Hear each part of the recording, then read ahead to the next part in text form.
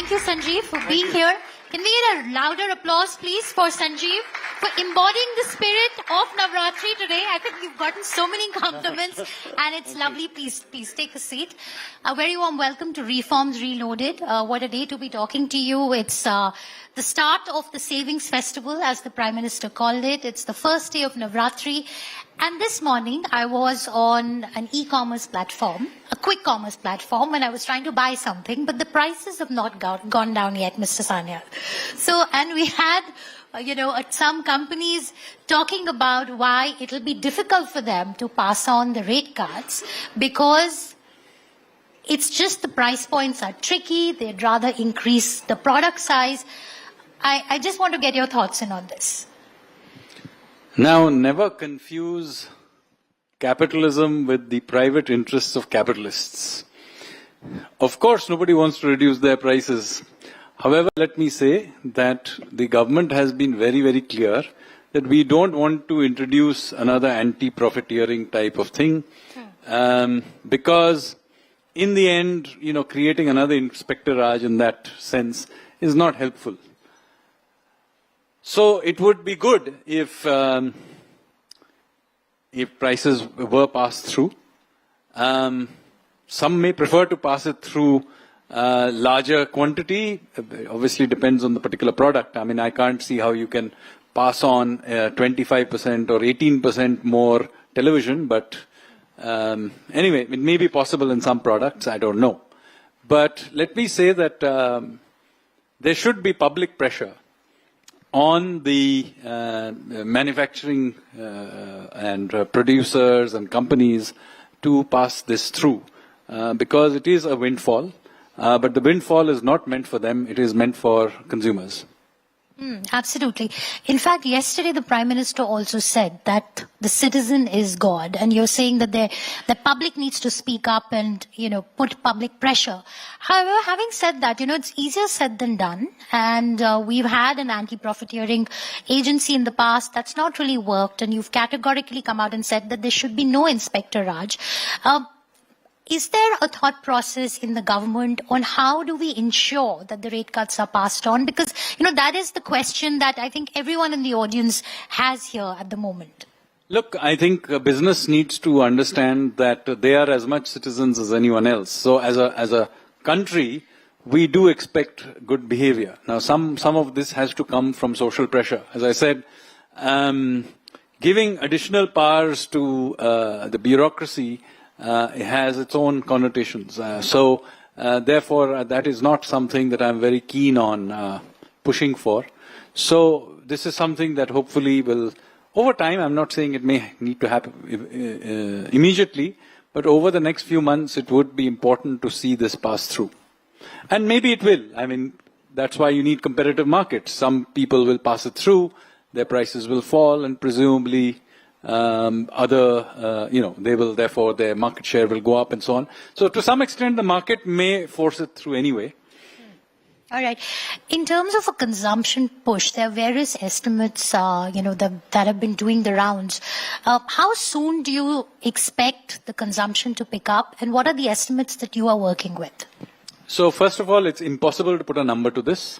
So there are some people trying to put number to this, but let me tell you as a person who trained economist, it is not possible to draw those demand and supply graphs. So, because it's not just at one point, right? It's across the entire supply chain that you have reduced prices. So it's impossible to try and guess how much that will be. So I would say that it would be significant. But let me say one more thing.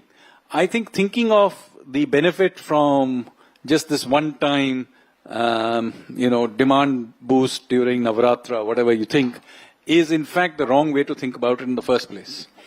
You have to understand that the real benefit from this is to make the economic machinery more efficient.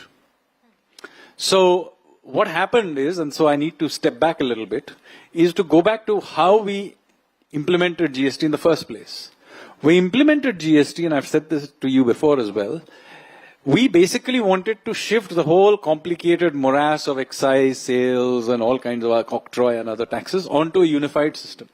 So that was the focus. What we didn't do at that time was to look at the slabs and the actual rates from a first principles basis. All we did is we slid the rates to the nearest slab that we could find, just because at that time we didn't want too many changes. So look, we are changing the system, so at least let the rates go to the nearest one that you can find.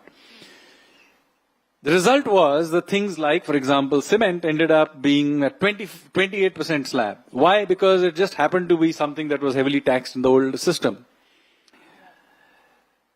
Then, of course, it took 2 years to stabilize that system. We then got hit by COVID, another 2.5 years. And then we didn't want to disturb the system while we got the recovery. So it's only in 24 that we came to the conclusion that, look, it's all happened now.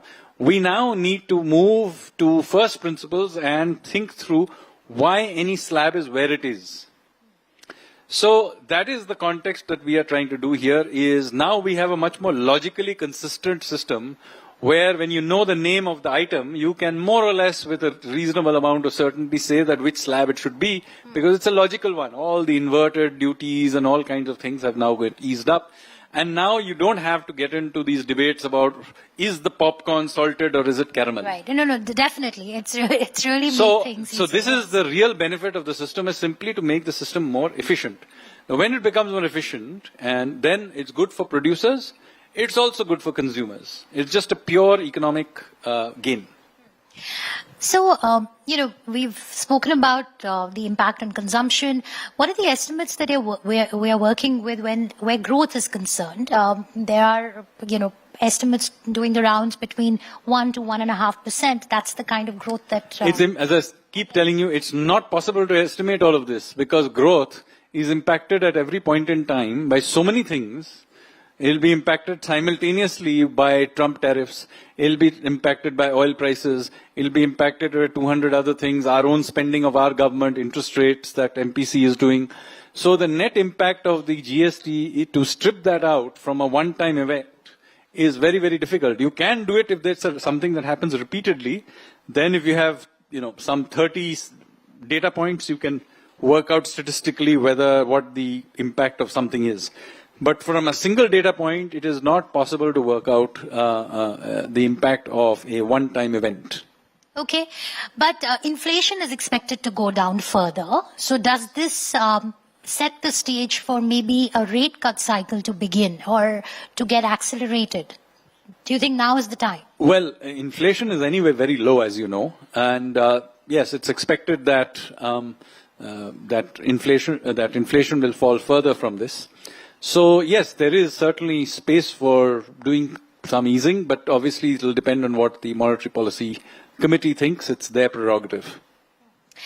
Let's talk about the next generation reforms, Sanjeev. And, you have been a proponent of a very, different form of governance, which is focused on process reforms and ease of doing business. And you personally are working on mapping the government and so on. So what do we expect from here? Now, this is a big structural shift that has been brought in on GST reforms. But then there's a 100-day agenda that's being put together. Can you tell us a little bit about the focus areas that, are likely to be implemented in the short term and long term? So most of the time when you think of reforms, people like to think about massive structural reforms, one-time big reforms. So the original 1991 reforms, or introducing GST, introducing insolvency and bankruptcy code, or the inflation targeting system, or whatever it is. Basically, those are structural changes because they change the structure of whatever that activity is. However, I have been arguing for many years, as many of you know, that most of what needs to be done, however, is actually process reform. It is some rule number 53, subsection D, some clause C, where 3 words have to be changed. Most of the pain points of business, pain points of living, are caused by these frictions in the system. And India is replete with them. Then there are all kinds of departments, etc., which are defunct. We need to go back into the government and close them down, merge them, and so on. So this process reform, which is the small reforms in the system that need to be done, I have argued for some time, and now I think many people in government and in the wider economics field also agree, that much of what needs to be done is cleaning this up. Now, this is not going to hit the newspaper anytime because most of these reforms are extremely sectoral, and as I told you, they are very, very specific. And unless you happen to be that from that little sector, you may not care about it. But the accumulation of literally thousands of these small reforms is what is needed to be done. It's very painful stuff, meticulous work, and I and my team at the Economic Advisory Council have been working on this for some time. Now a committee has been set up under Rajiv Gauba-ji to look into deregulation. But this kind of process reform, and do literally hundreds of them, is something that we need to do. As I said, you usually not become a hero by doing them because literally nobody other than that little segment knows this. But there are thousands of such reforms that can be done at the central and, importantly, state and municipal levels as well. Right. So we have now the H-1B visa controversy, right? And there is hope and expectation that this could lead to a reverse talent, talent coming back into the country. And process reforms are closely integrated to that because if we do get talent back into the country to encourage the entrepreneurial spirit, we need to simplify processes. I want to understand from you, on one, how are you viewing the H-1B visa situation playing out for India? And secondly, when it comes to process reforms, what are the top 3 things that you are going to be focusing on that we can expect? See, my views on H-1B and any other long-term visa to another country has been the same for a long time. That this is really a good thing for that country. Even today, H-1B visas is primarily used by Amazon, Google, and so on, and not so much by Indian companies. In any case, if they are IT companies, why do they need to move to America? I mean, surely if you are outsourcing it to some email account or something, no. You're doing it online. If you can do it sitting there, you can do it sitting here. After all, you are in the industry that claims that you can do work from anywhere. So surely work from anywhere. You use the business visa to visit it once in a while. Why do you need to move there? So I have had a long view, of which I've written before as well in newspapers, that look, Indian negotiators with any country should not actually negotiate for long-term visas. Why are we using this up why are we giving that up as a negotiating point? This should be something they should be negotiating with us, not us asking. But this is a key point in many negotiations. Yes, so my view on this has been the same for a long time, and as I said, it's a public view, it's not a view I've just come up with, is that these kinds of visas primarily benefit the recipient country. So H-1B was benefiting the United States Absolutely. more. How does it? It's entirely been unclear to me how it benefits us. So this is something I've said long time. Now, whether people return or not, well, I don't think we are doing process reforms because of returning NRIs. We should be doing process reforms because it's a good thing to do even for residents. Absolutely. So we should do those reforms. So we should accelerate them now. We should accelerate them irrespective of this business of H-1B. We should have been pushing for this, and I have been working on that now for several years, and we have literally done hundreds of these reforms. In fact, you were talking to me about some of the agencies that were redundant, and there was a tariff commission that was done away with. Can we expect, are there any other such agencies that are on your hit list? Yes, there are dozens, if not hundreds of them. So I am currently carrying out a mapping of the central government, the first time we have done this since independence, to work out where is the central government. I mean, not just the ministries or departments, but what are the bodies under them, subordinate offices, attached offices, agencies, regulators, tribunals, etc., promotion councils of various kinds. I haven't completed it. I've done 2/3 of the government so far. I've got 1/3 to go.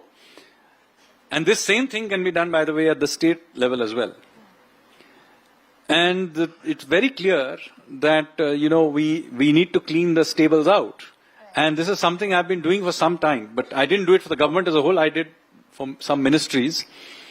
Some of it is not known widely, but some of them did find there, like railways. My note on railways became public knowledge. So, but I had been doing this even when I was in finance ministry, but I have been doing it more systematically now. And yes, there is a large amount of the Indian government that is either redundant or should be cleaned up, but also that there are many parts of the government that need to be grown as well. In fact, one of my findings so far, it's not a completed thing, so don't hold me to it, but so far it appears, if anything, the central government is too small for a country our size. The problem is that it is in the wrong place. There are parts of the government that should actually be grown and some parts should be shrunk. So the problem, the bigger problem is the distribution of the government across areas rather than the size of government. Can you elaborate a little bit more on that? Because, when Prime Minister Modi was voted to power, one of his key planks of governance has been maximum governance, minimum government. But now you're hinting that we might see a bigger government. So I think we need to be careful about what you mean by this. We also need maximum governance. Don't forget, everybody likes the minimum government bit, but it only comes with maximum governance. The point I'm making is, and as I said, I'm still doing this mapping, but the results as it appears so far is that there are many outdated parts of the government which have too many people there. And there are parts of the government where we don't have enough people. We don't have enough people in, say, for example, cybersecurity. We should have more people there. We need more archaeologists. And departments where there are more people than required. And then there are many. Examples? I'll give you one example of something we shut down a couple of years ago called the Tariff Commission. So let me tell you the story of the Tariff Commission, then you'll appreciate what I'm talking about. You see, before we became a market-driven economy, we were a socialist economy. And we used to have something called the Bureau of Industrial Costs and Pricing. Do any of you remember this body? Well, this body was the body that used to set the prices for commodities like cement, various grades of steel, aluminium, and so on. Okay. So it was a very powerful body because obviously one rupee up and down price change could make and break that body. And this is a very large body. It had over 300 people working in it. A very senior secretary rank officer was tended to be the head of it. And, it was a very powerful and some would argue much misused body. Anyway, 1991 happens. This body now overnight becomes redundant because all these prices now are market driven. But the body was never shut down. So it continued to exist in the system till somebody decided that, look, if we are discovered, we'll get shut down. So one fine day, somewhere in the late 90s, they renamed themselves as the Tariff Commission. The problem was that they had nothing to do with setting tariffs. See, tariffs are basically set by the finance ministry with maybe consultation with the relevant line ministry, maybe with commerce. DPIIT has nothing to do with the whole thing, whereas the Tariff Commission sits in DPIIT. So there, this Tariff Commission sat for all these years, doing nothing relating to actually setting tariffs. Till I, by chance, while I was at finance ministry, bumped into it and discovered this body. So I then wrote a note saying that it should be shut down. And you'll be pleased to hear, after much discussion and debate, in 2022, it was finally shut down. So now what's shutting down next? That I'm not in a position to list out. But let me say that many similar bodies have got either shut down or dissolved. There was the All India Handicraft Board, All India Handloom Board, and so on. So many of them have been dissolved over time. And in this, you have to understand, moment you state what kind of things you want to shut down, typically those who are incumbents there, not just bureaucrats, by the way, there is usually a large patronage system associated with that institution. They will always accuse you of, being fascist, of you not understanding the issues and so on. And so when All India Handicraft Board was being shut down, the person who was kind of the head of that for some 20 odd years, the chairman of the All India Handicraft Board, she wrote a very, not whether the activity is good or bad. The question is, what does this body do? is the All India Handicraft or Handloom Board serving its purpose? And that is the real issue, right? When you're shutting down a body. All right. So when we decided that this should be closed down, it was closed down, I think, in 2023. The then chairman, who had been chairman for some 20 odd years, wrote a note in public, in social media or in a newspaper, saying that this is a fascist government that doesn't care, etc. So the then textile minister, Smriti Irani ji, under whom this body came, Right. she basically wrote back a retort saying, Madam, if you can give us the minutes of any meeting held by this body in the last 7 years, we will reinstate the body. We are still waiting for them. Well, thank you. We have to wrap up, but one last comment from you. Any message that you'd like to give out to the businesses and to the consumers sitting here, starting today? So, well, the effort of the GST over the last 8 years, we introduced it to unify the system. The original introduction of GST was like a free trade agreement that India signed with itself. The second round that we have now done is to radically simplify it and lower the tax rates, to benefit the consumers, and second, to make the system radically more efficient. The idea is that, one, of course, our consumers are able to consume goods, particularly India-produced goods, and also that our producers are able to now take advantage of a much simpler system to basically make in India. So buy Swadeshi and make in India. And you are embodying all of that. All right. Thank you so much. A big round of applause for Sanjeev Sanyal. Thank you.